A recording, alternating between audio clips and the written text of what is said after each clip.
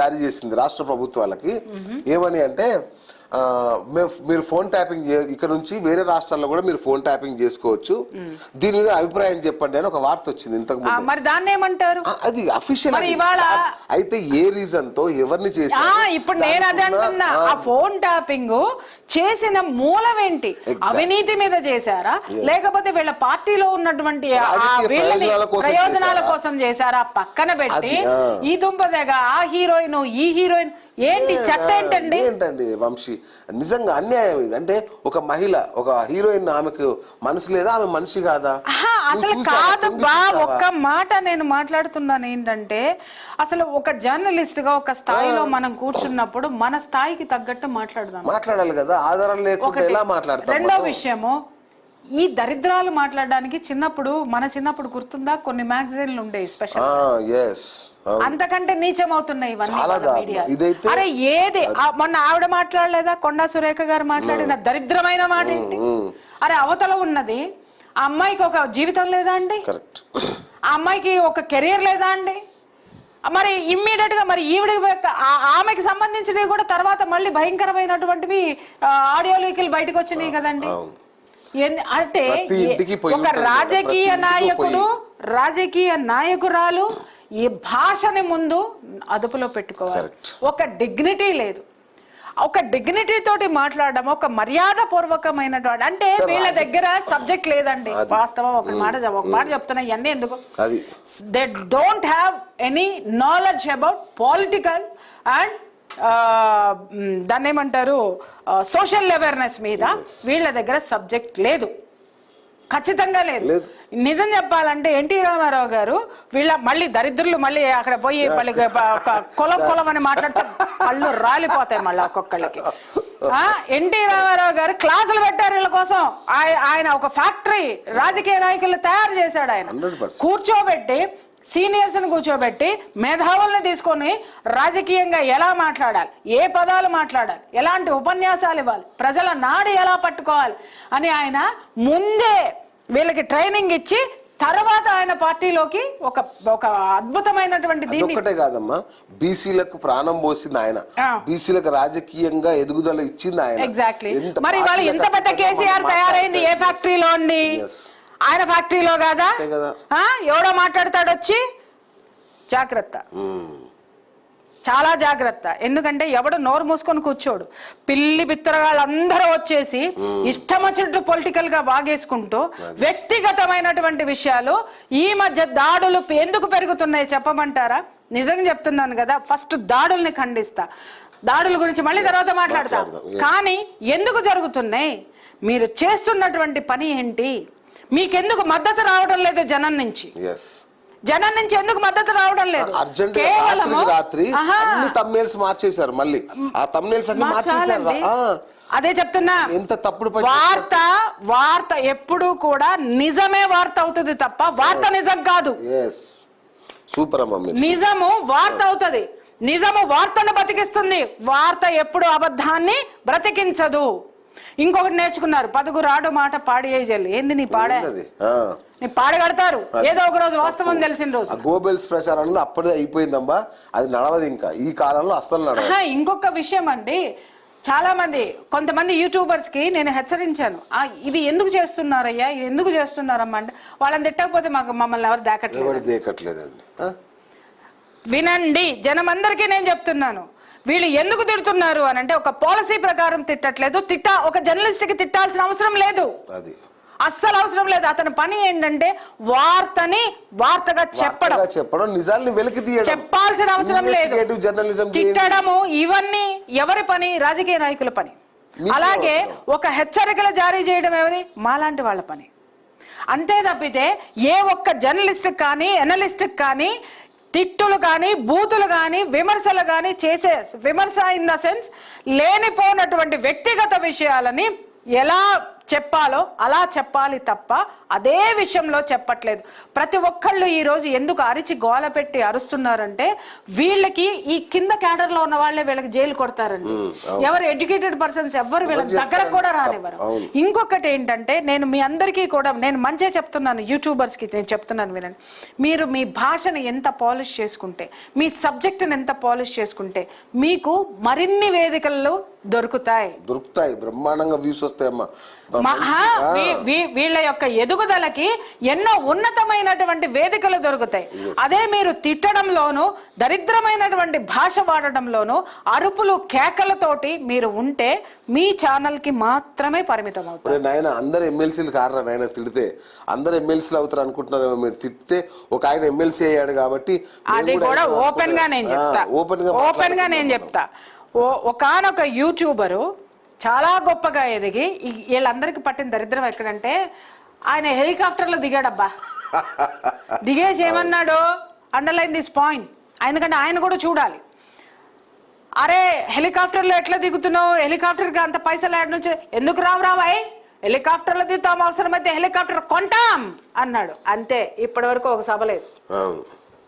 చూడండి, ఎవరైనా ఒదిగిన కొద్దీ ఎదుగుతారు. అన్యాయాన్ని అన్యాయంగా ఎదిరించండి. అన్యాయం అని చెప్పే దమ్ము ధైర్యం ఎవరికైనా ఉందా?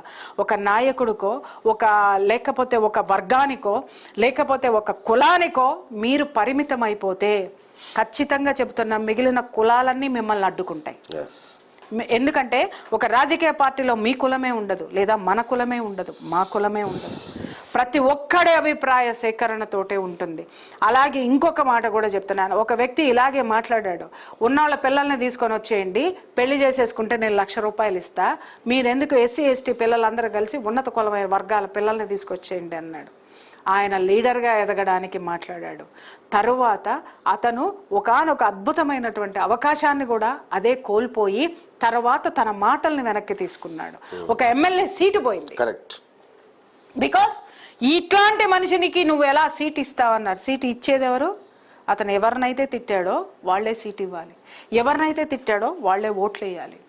వాళ్ళు అక్కడ అడ్డుకున్నారు, మిగిలిన వాళ్ళు ఎవ్వరు మేము రాము అనేసాని అన్నారు. కాబట్టి కులం గురించి మాట్లాడేటప్పుడు కులాల కుంపట్లు పెట్టుకున్న మీ పిల్లలందరికీ చెప్తున్నాను, ఎవరో మిమ్మల్ని వెనక నిలబడి ఒక నలుగురో ఒక ముగ్గురు మాత్రమే మిమ్మల్ని ప్రోత్సహించి ఒక 100 కామెంట్లు మీకు మీరే పెట్టుకుని ఇంకొకళ్ళ చేత పెట్టించుకున్న చూసి ఒక 10 మందిని పోగేసుకుంటే, నేను ఒకటి చెప్తున్నా, దాడులు జరిగిన ప్రతి ఒక్కళ్ళు కూడా జనం నుంచి పుట్టుకురాల మద్దతుగా.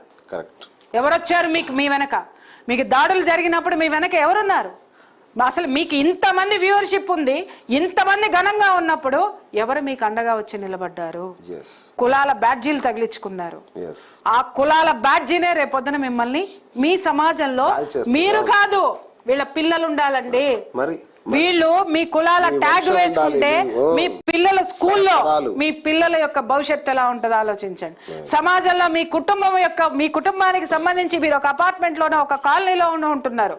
మిగిలిన కులాలు ఎవ్వరు ఇక్కడ కులాలని ఇలాగే విమర్శిస్తే మిగిలిన వాళ్ళు ఎవరు దేకను కూడా దేకరు. సమాజం అనేది సంఘటితం, వివిధ వర్గాల వివిధ జాతుల వివిధ కులాల సంఘటితం. దాంట్లో ఉంటేనే మన మనుగడ ఉంటుంది. మళ్ళీ చెప్తున్నాను, ఇలాంటి పిచ్చి వ్యవహారాలు పిచ్చి కథల్ని వార్తలని చెప్పి తీసుకొని వస్తే జర్నలిస్ట్కి ఏదైనా జరిగితే ఖచ్చితంగా మేము మద్దతు ఇస్తాం. కానీ వేరాజ్ ఆ తప్పులు కరెక్ట్ చేసుకోకపోతే దాన్ని ఉపసంహరించుకుంటామని కూడా హెచ్చరిస్తాం. నేను ఒక మాట చెప్పాలి. అరే నువ్వు జర్నలిస్ట్వే కదా, సాటి జర్నలిస్ట్ మీద దాడి జరిగితే ఖండించకపోగా ఏం మాట్లాడుతున్నావు నువ్వు అని కొందరు విమర్శించవచ్చుగాక. కేటీఆర్ అంటే నీకు పొడుచుకొస్తుందేమని కూడా అనొచ్చుగాక. ఇక్కడ కేటీఆర్ వంశీనా ఎవరనేది నేను ఇక్కడ చూడట్లా. వార్తను వార్తగా చూడండి, వార్తలు ఏమన్నా ఉంటే విశ్లేషించండి, ఆధారాలతో సహా ప్రూవ్ చేయండి. తప్పకుండా సంతోషిస్తా. అది నాకు కేటీఆర్ సంబంధం లేదు, కేసీఆర్ తప్పు చేసిన ఎవరైనా శిక్ష అర్హులే. కానీ లేని వార్తల్ని లేని విషయాల్ని థంబ్నెయిల్స్ మీద పెట్టి ఇంకొక థంబ్నెయిల్ మహా టీవీలో వచ్చింది ఏం తెలుసా, హీరోయిన్ తిడుతున్నా కేటీఆర్ ఏమనట్లేదు కాబట్టి మౌనం అంగీకారం అనుకోవాలి. కింద కేటీఆర్ పక్కన ఫోటో, ఇది హీరోయిన్ విషయంలో. నువ్వెవరు వంశీ చెప్పడానికి మౌనం అంగీకారం అని? అది సహనంగా ఆయన 12 ఏళ్ళుగా ఓపిక పడుతున్నారు, ఎంతో మంది తిట్టారు ఆయన ఆ హీరోయిన్కి లింక్ పెట్టి. ఇప్పుడా ఇంత తాజాగా ఇంత భయంకరంగా నేను ఇక్కడ రిక్వెస్ట్ చేస్తున్నాను మీడియా మిత్రులందరికీ కూడా, ఏమండి కేవలం మన వార్తల్లో అక్రమ సంబంధాలు మాత్రమే ఉంటాయా? అక్రమ సంబంధాలు అంటగట్టడం ఉంటున్నాయి. ఉన్న అక్రమ సంబంధాలని అతి భయంకరంగా పోర్ట్రేట్ చేస్తున్నారు. నేను ఒకటే చెప్తున్నాను, వాళ్ళ చేతిలో అధికారం ఉంది, మన చేతిలో ఏముందండి? వాస్తవం ఉండాలి, నిజం ఉండాలి. ఆ నిజాన్ని మనం పోర్ట్రేట్ చేసిన రోజున ఖచ్చితంగా మనకి జనబలం ఉంటుంది, వాళ్ళకి కనీసం కార్యకర్తల బలం ఉందండి. ఆ రోజు జరగరానిది ఏదైనా ఆ ఆఫీసులో జరిగి ఉంటే, ఏ ప్రాణానికైనా ప్రమాదం వచ్చి ఉంటే, ఏ ఆడపిల్ల అయినా పడకూడని అవమానం పడి ఏం చేస్తాం? ఏం చెయ్యగలిగే వాళ్ళం? ఎవరు నిందితులు? ఒక్కసారి గుర్తుపెట్టుకోండి. అన్ని మీడియా ఛానల్స్కి నేను చెప్తున్నా, కొంతమంది యూట్యూబర్స్కి కూడా నేను చెప్తున్నా, కొంతమంది జర్నలిస్టులకి చెప్తున్నాను, తప్పండి. మీ దానికి మీరు పోండి, మీ ఆంధ్రోళ్ళు మీరు పోండి. అరే కరెక్ట్ చేద్దాం రాబాయ్. ఏ నువ్వు తప్పులు చేయట్లేదా? నువ్వు మాట్లాడటం లేదా? నువ్వు చెయ్యట్లేదా? నీకు రేపొద్దున ప్రమాదం జరిగినప్పుడు మేమందరం రావద్దా? ఏం మాట్లాడుతున్నారు? కలుపుకోవడం. అరే సూదిలాగా పని చేద్దాం జర్నలిస్టులం, కత్తెరలాగా కాదు. నేను మళ్ళీ చెప్తున్నా, 30 ఏళ్ళుగా జర్నలిజంలో ఉన్నా నేను. ఈనాడులోనే పుట్టి పెరిగాను నేను. ఈనాడు జర్నలిజం స్కూల్లో తయారైన వ్యక్తిని నేను. అక్కడ కూడా విలువలే నేర్పించారు మాకు. వార్తను వార్తగా చూడడమే. నేను యూట్యూబ్లోకి వచ్చి కూడా 10 ఏళ్ళు అవుతుంది. ఎన్నో ఛానల్స్ పెట్టాను నేను. నా వార్తల్లో కానీ, నా విశ్లేషణలో కానీ, నా మాటల్లో కానీ మీకు ఎక్కడైనా విద్వేషం కనబడితే కింద రాయండి. నాకు ఎవరూ తేడలేదు. మొన్న కూడా ఒక మిత్రుడు అన్నాడు, సార్ చంద్రబాబు నాయుడు గారు ఇట్లా పిలుస్తున్నారు, తెలంగాణ మీడియా నుంచి కూడా కొందరు రావాలని అడుగుతున్నారు, మీరు వస్తారా అని నన్ను అడిగారు. సార్ నేను అన్నాను, అవిభాజ్య ఆంధ్రప్రదేశ్లో నేను ఒకనండి, తెలంగాణ ఏంటి, ఆంధ్రప్రదేశ్ ఏంటండి? దేశం మనదండి, ఎక్కడ పిలిచినా వెళ్తాం. ఇప్పుడు నాకు యూపీ నుంచి నాకు ఆఫర్ ఉన్నింది, అక్కడ అదేంటి యోగి ఆదిత్యనాథ్ గారి టీమ్ లో వర్క్ చేయడానికి. ఇప్పుడు నేను అక్కడ పోతే నువ్వు తెలుగాడవని నన్ను తోసేస్తారా అంటే వీళ్ళు చేసేది అట్లాగే ఉంది. అరే I feel very proud to work with him. ఎందుకు చేయకూడదండి? మీ కేంద్రం నుంచి కూడా ఆఫర్లు వచ్చాయి నాకు తెలుసు, కేంద్ర ప్రభుత్వం నుంచి కూడా. నేనేమంటున్నానంటే దయచేసి ఛానళ్ళ మాటన రాజకీయాలు నేర్పుకోండి, చేసుకోండి. వంశీ గారు మీరు దయచేసి టీడీపీ ఛానల్ అని తెలుసు అందరికీ, బీజేపీ ఛానల్ అని తెలుసు, మీరు చేసుకోండి, నేను కాదనట్లా. కానీ అనవసరంగా జర్నలిస్టుల పరువు తీయకండి, తప్పుడు తమ్నెయిల్స్ పెట్టి. మరి లోపల ఏమైనా ఉందా వార్త? ఏమీ ఉండదు. ఇప్పుడు మార్చుకోవాల్సిన దుస్థితి ఎందుకు వచ్చింది వంశీ మీకు? ఒక శాటిలైట్ ఛానల్ అని ఇన్నాళ్ళు చాలా మంది శాటిలైట్ ఛానల్ జర్నలిస్టులు విర్రవీగుతూ పిచ్చి మాటలు మాట్లాడేవాడు. ఈ సోషల్ మీడియాను ఎలిమినేట్ చేయాలండి, వీళ్ళకు కంట్రోల్ చేయాలండి అని శుద్ధులు చెప్పేవాళ్ళు మనకి యూట్యూబ్లో ఉన్న.